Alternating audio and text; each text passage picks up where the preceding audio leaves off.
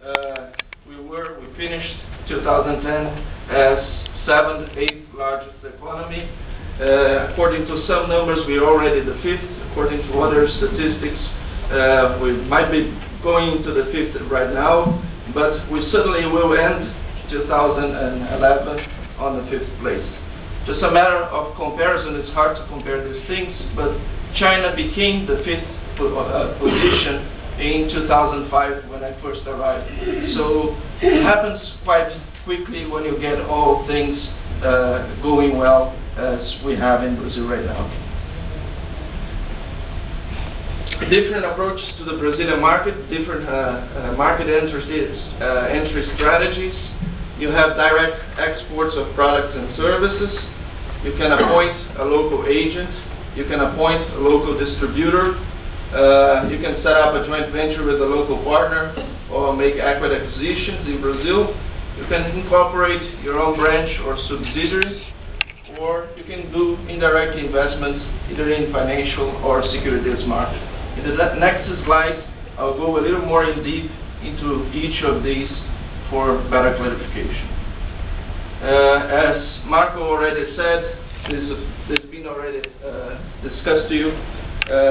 Brazil, we don't differentiate foreign and domestic capital, with very, very few exceptions, and those are the ones we have. Some of these is being constantly changed from time to time according to the government policies. Some of these are becoming more restrictive, for example, mining and land acquisition. Some of these are being flexibilized, for example, the airlines. Local agent, what is the differentiation between an agent and a distributor in Brazil? The first bullet there was sales of products. You're all familiar with this. The only pitfalls, the only things that you need to be careful there is first have good good agreements, and second, good risk assessment of your business partner. As a local agent, this is a typical contract. It's a contract that has a specific regulation in Brazil. It normally protects more the agent than the represented company. You can set up a network of representatives. Manufacturer in this case doesn't play a very active role. You leave for your agent to do all the work. There is no buying or selling, but rather promotion, intermediation of activity. So you are dealing with your end buyer directly. The role of the agent there is just put both parties in contact. So the representative there is remunerated actually by a commission, not from the sales itself.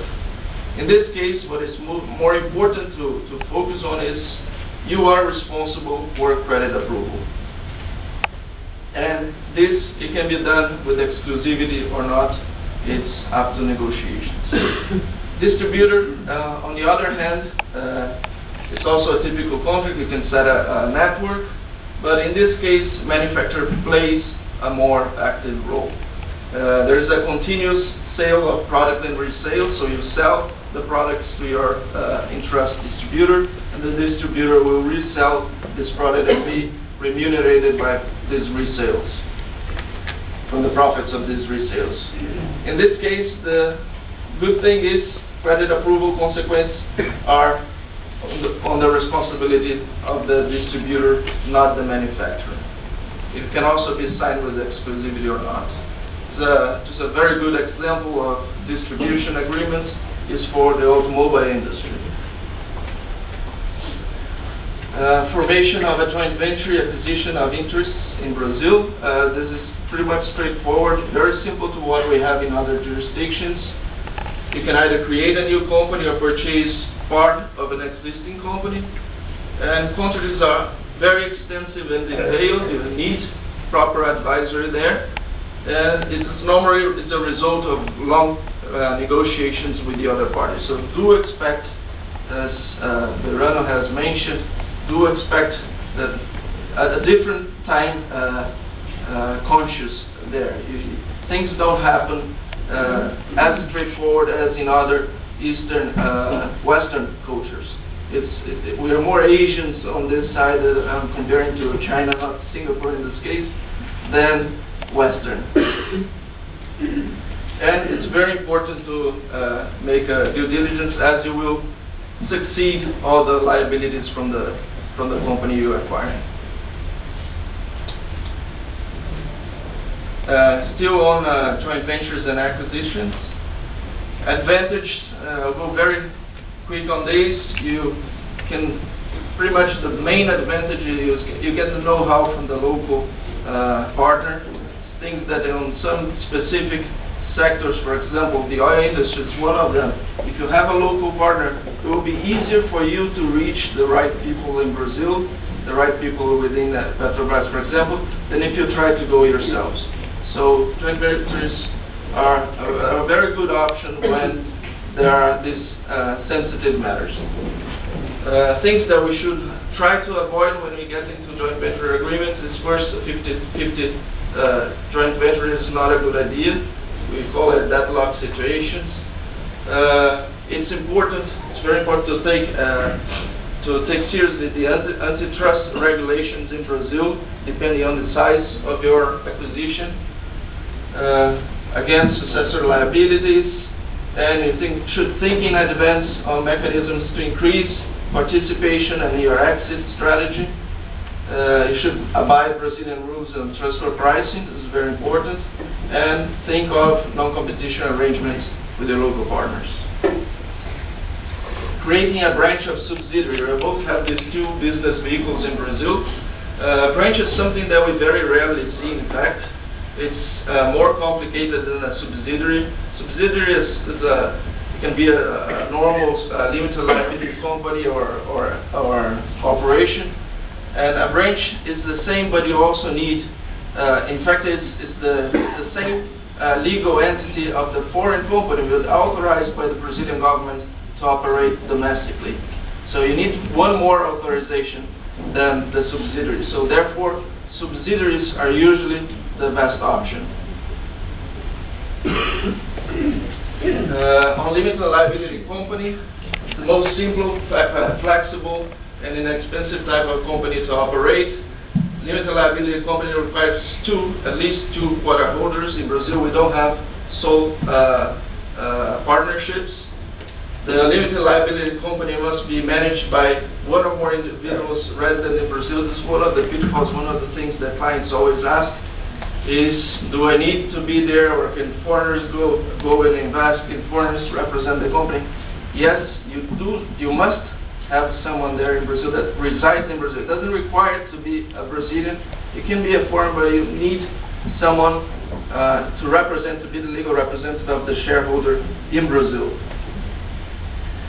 Decisions are set out in the Articles of Association, nothing new there. And quorum for resolution, this is important. If you want to have full control of your operations, you should have at least 75% participation. It's because you need 75% of the quorum to vote certain resolutions. So if you don't have 75%, it will happen that your partner will just not participate in the assemblies, and you won't have enough quorum. Your decisions won't be enforced. Corporation is a more complex structure, similar to a corporation anywhere else. I won't go very much in detail. You have this presentation later. You'll be able to read yourselves. Capital control has been already touched by Marcos as well. All it is required is that you register your investment within 30 days in our central bank. You can put your money in, put your money out of the country. All that you're required to do is to register your capital. Antitrust, as I said, it's taken very seriously in Brazil. So for certain operations above a certain amount, and operations that will take market share above a certain amount, 20%, you are required to go through special clearance regarding antitrust regulation. This is where you get gray in Brazil. There are total 61 taxes, different taxes in Brazil. Reason is, first, we love bureaucracy. And second is, because we've been through so many crises in our history. Government, they had problems of liquidity many times to fund Social Security, healthcare, and so on. So whenever that happened in our history, a new small tax was implemented into the system. So nowadays, after so many years of development and crisis and so on, what we have is we have a very, very complex structure, something that is trying to be reformed. There are 2 projects going on right now, but bad news is it is going to take a while. It won't happen very soon. I won't go through all 61 here, but it's important for you to know the main ones at least. Corporate income tax, very straightforward, 15%. If your profit is above 240,000 Brazilian reais, and it always is, then it goes to 25%, and there's an extra 10% there. There's withholding income tax. This ranged from 15 to 25% depending on country to country. Singapore, I'm sad to say, it is 25, it's not 15. But it's also subject to change. This is from a list of our Ministry of Revenue, and it is under discussion right now. There are taxes on manufactured products. It's variable depending on the product. Tax on financial transactions. This is an instrument the government has to control the economy more than a source of income. There's tax on distribution of goods and services. This is a very complicated one. It's on the state level. So each state, they have flexibility to regulate this different. It's one of the most complex taxes in Brazil to deal with. You usually pay from the source where the product comes, or when it gets into Brazil, and it's important to Brazil, from the area to which you import. There are many exceptions. There are taxes on services. There is import duty. There is export duty. This is very rarely seen. There's social. Then you have all these small taxes that were divided on to finance social health care, social security, and so on. Have social contribution on income, base contribution, social security financing, financing contribution on economic activities for oil. The other one, the same name for royalties, for technology transfer. You have an urban land tax, you have a rural land tax, and you have property transfer tax. These are the main ones a company would normally see in Brazil. How can I do a business plan taking in consideration of these? This is the main question. If you want to do a very cheap job, the average is about something in between 36%. So it's not something astronomical, but it can be optimized to your needs if you get proper advisory, if you get a good legal consultant. Countries that Brazil has double taxation agreement. Singapore is still not there. Labor rights in Brazil. We also have a very extensive labor laws. There's been forever in Brazil since the 40s, so they became more and more complex with time. You can calculate the cost of these into your business plan somewhere about 100% over salary. Yes, hi. Immigration laws. First one is it doesn't apply to you. It's about individual investors. Second one is interesting to know. If you're sending an executive to Brazil to be your director, you need to invest. We don't have minimal capital registrations in Brazil, but if you're sending a foreigner to be the director there, then you have a minimum capital registration of 200,000 USD per person. And there's also a limited, it's not, well, and if you create more than 10 jobs, this is lowered to 50,000 per person. And there's another thing that you should be aware of, and it's not here, as we have a rule of 2/3, we call it. Companies up to 4 employees, you can have all of them foreigners, no problem. Company with more than 4 employees, 5 on, then you need to obey a rule of 2/3 of them need to be Brazilian nationals. Real estate, there are also a few limitations there. I won't go deep on this.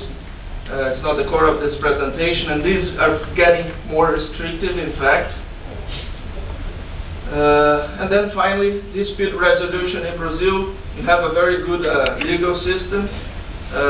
It's been there forever. We have a civil law tradition. We have arbitration in Brazil. Brazil has ratified the New York Convention, and we do enforce foreign rulings. So no big deals there as well. That's it. This is a little bit about us. We work for some very large corporations, some small, medium-sized companies as well. Here in Singapore, we are very proud to have open ears to Singapore Airlines, so you can fly more comfortable to Brazil. That's it for now. Thank you so much.